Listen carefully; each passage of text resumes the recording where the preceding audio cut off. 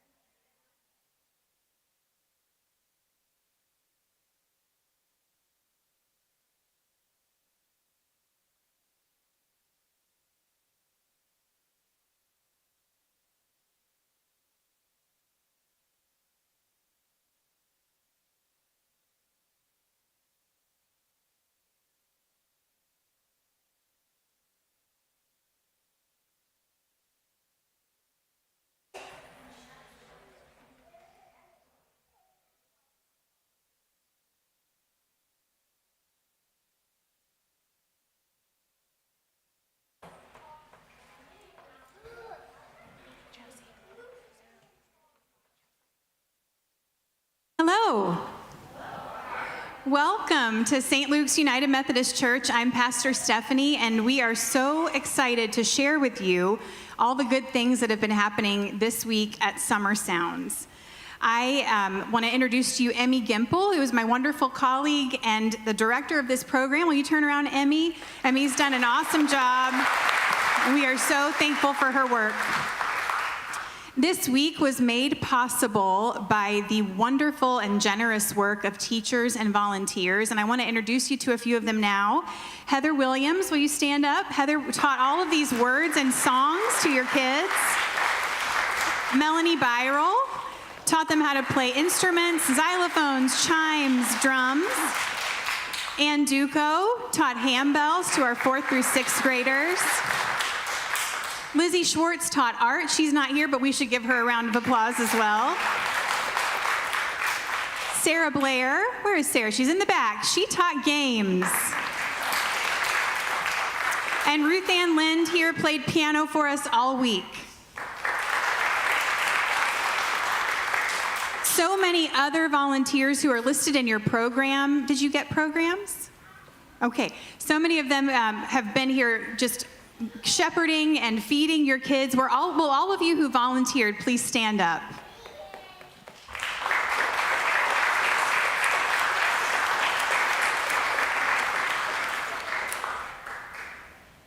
We are excited to share with you all that has gone into this week. We really appreciate you sharing your kids with us. This has been a delightful, delightful week, and it is amazing to see what can come together in just a few days. So now our handbells will begin us.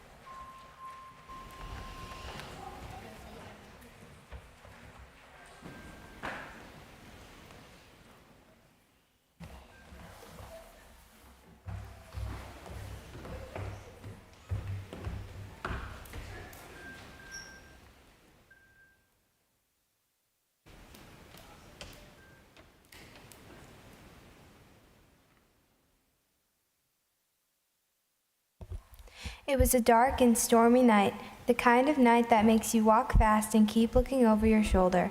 A night with secrets hiding in the shadows. Something fishy was going on, and the townspeople were talking. There was a mystery brewing, and it was going to take some detective work to figure out what had happened and why a certain person was missing.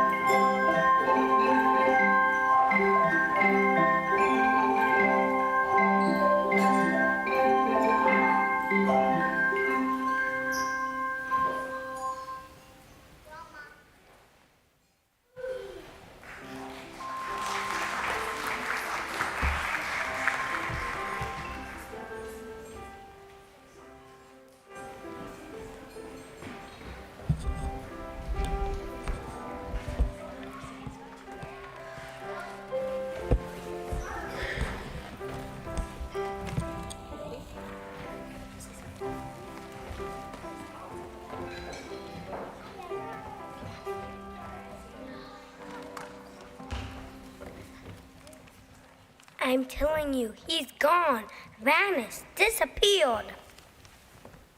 What are you talking about? People don't disappear, at least not without help. Nobody's seen or heard from him in days. Well, the guy was always peering at people. True, but I'm telling it to you straight. One day, Jonah was here. The next day, he was gone. He probably upset somebody. Maybe they grabbed him. Yeah, that might be it. But vanished into thin air, it's spooky. If you ask me, the whole thing's a downright mystery.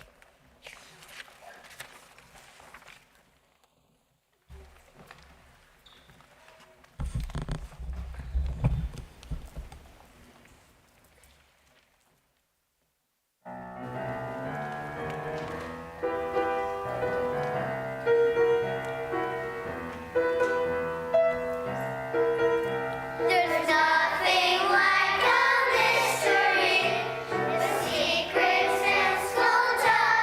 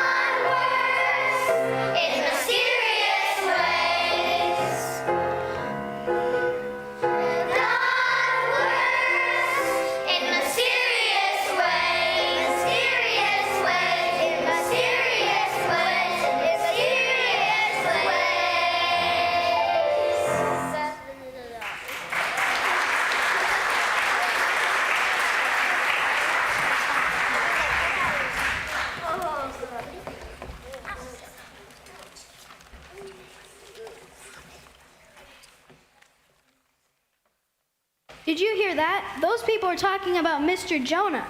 Yeah, he sounds like he's in trouble. Maybe we could help find him. Investigate. Follow the evidence. We'll question his friends. Oh, right, like adults are going to talk to us. Not the adults. We'll talk to the kids around here. Great idea. Kids hear everything. So, we might be able to locate Mr. Jonah, but first we need to round up the usual suspects. Talk came easy. Finding answers was harder. The search led to the shadowy warehouses, joints, and dives around the port of Joppa. Hannah, come over here a minute. I know lots of the dock workers eat at your family's inn. The other day I was helping my mother serve up the stew when this weird old-looking man sat down at the table. He was raving about God told him to go to Nineveh and preach to the people over there. So that's where he is. No, he said he wasn't going. He said he didn't like the Ninevites. He was afraid that if they preached, God would save them. I thought that was the way it's supposed to work. I don't know. The Ninevites are Gentiles. They aren't like us. They're our enemies. Maybe that's why Jonah didn't want God to save them. So if Jonah didn't go to Nineveh, where'd he go? He got on a ship to Tarshish. Now that's important because Nineveh is to the east and Tarshish is to the west. I can tell you one thing. That guy was running from God as fast as he could.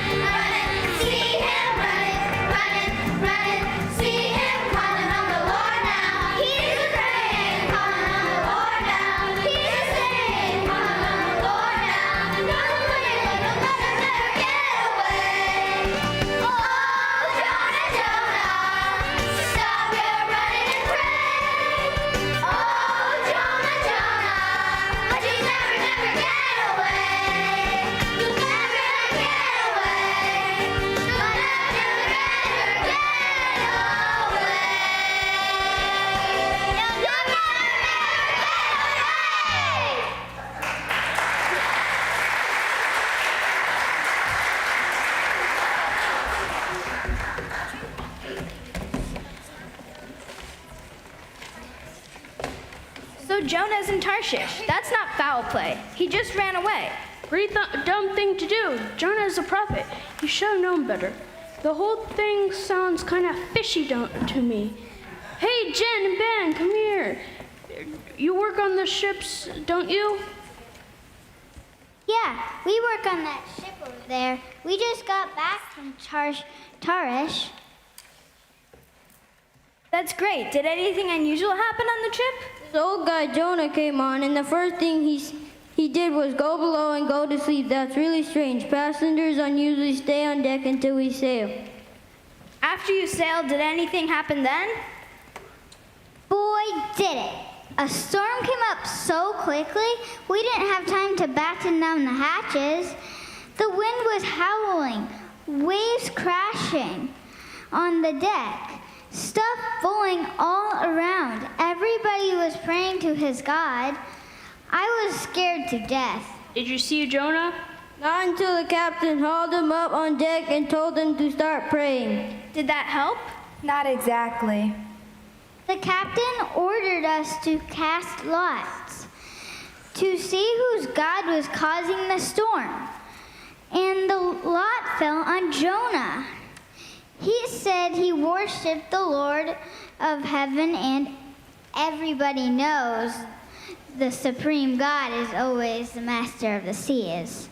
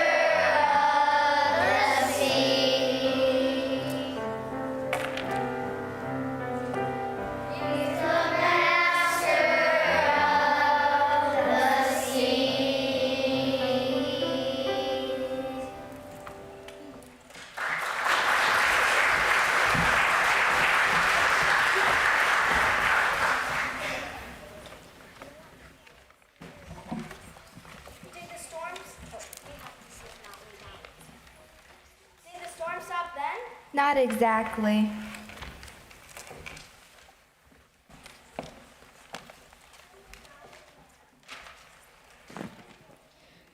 Jonah told us to throw him overboard, but the crew didn't want to do that. They tried to row the boat ashore, but they couldn't. So finally, they threw him in the sea. And he drowned, right? Not exactly. We looked over the side and we saw a great big dark shadow. I mean, it was as big as the boat. And then Jonah disappeared.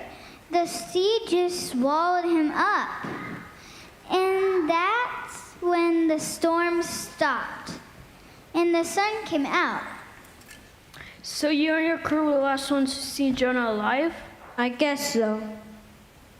Well, thanks for your help, Jen and Ben.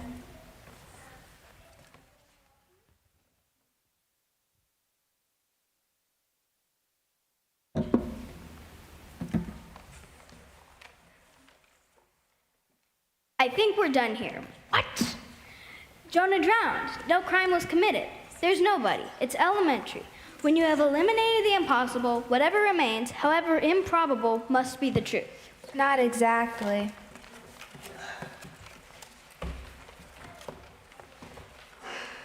Okay, mister, let's tell the truth. Who are you? Where have you been? What was the last thing you remember? Why do you smell like that? It'll go easier for you if you just come clean right now. Okay. My name is Jonah. God told me to go to Nineveh, but I went to Tarshish instead. We already know that. I was on this boat. There was a storm. They cast lots. I knew it was my God who caused the storm. So I told the crew to throw me overboard, and they did. We know that too. What we want to know is exactly what happened once you fell into the water. Details. We need details. There are some stories a man needs to keep to himself. Stories better left untold. Stories so bizarre no one would believe them.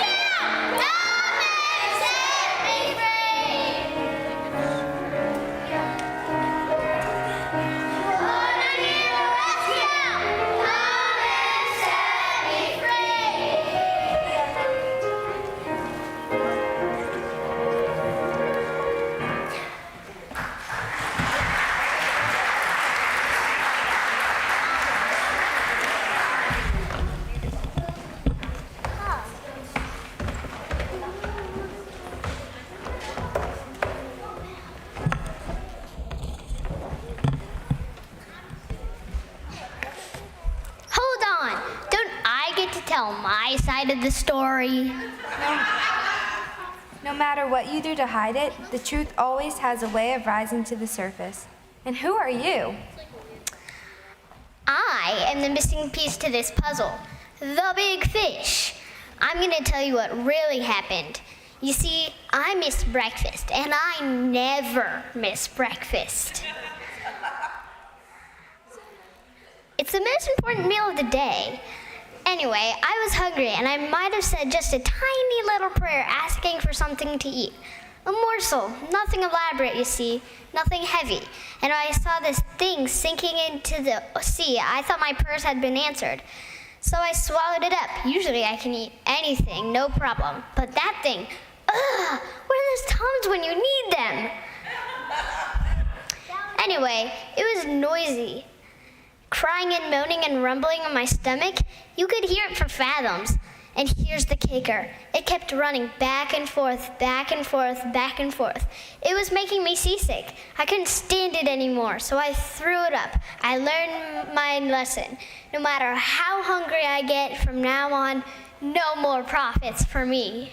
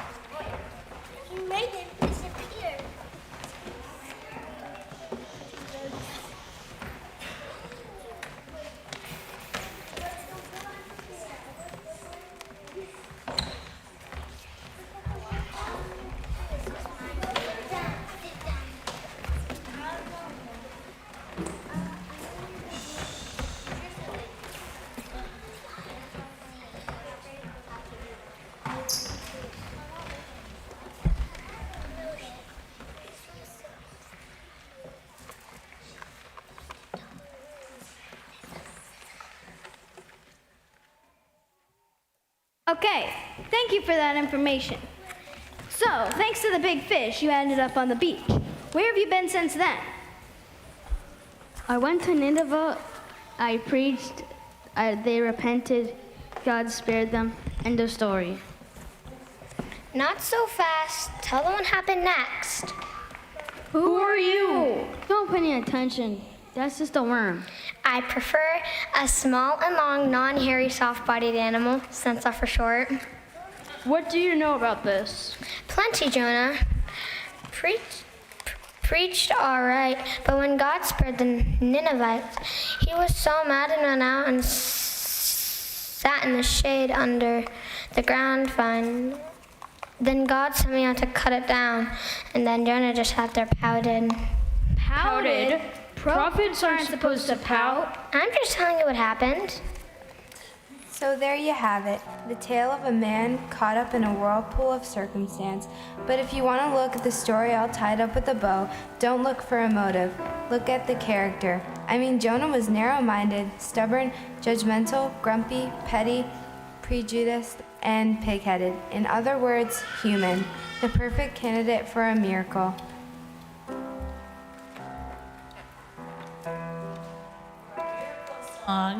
We need some audience participation.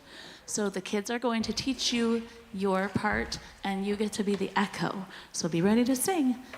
Up you go. We're going to practice your part first since you've never heard it before.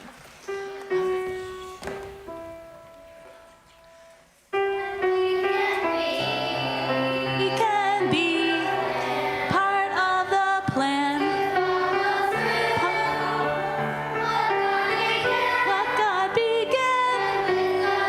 And with God's help. And with God's grace. We try one more time.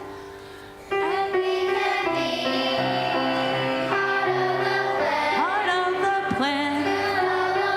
To follow through. What God began. And with God's grace. Power to make the world a better place. I think you're ready.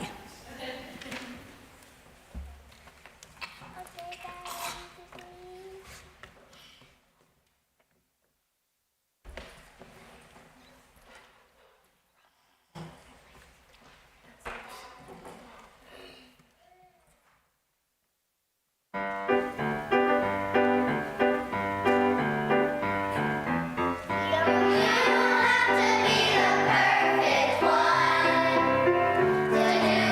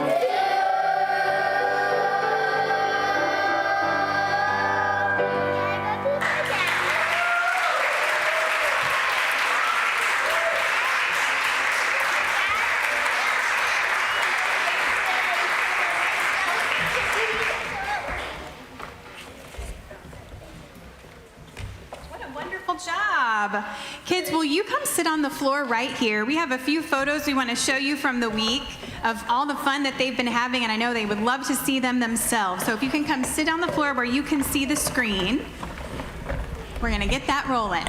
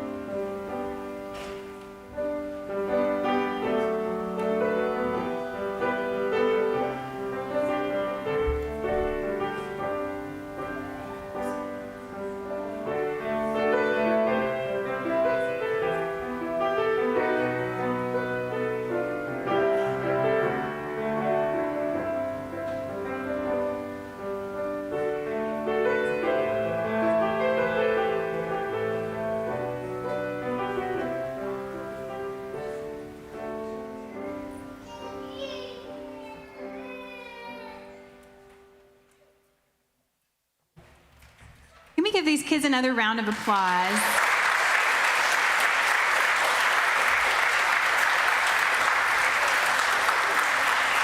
Thank you so much for coming and for sharing your children with us this week. They were such a joy, and we are so grateful for this time with them. As we dismiss today, to try to make it a little bit less chaotic, there's a few instructions for you. First, if you have a kid who is 3rd grade or younger, they will have an art bag to take home with them, and those are located in the back. Group 1, which is the kinder and 1st grade, is on this side, and Group 2, which is 2nd and 3rd grade, will be on this side. So I'm going to dismiss by groups so that we can do this a little bit in stages. So Group 1, will you stand up, please? And if you see your parents, if you have a kiddo here in Group 1, will you stand up? And you all can go get your art bags, find your parents.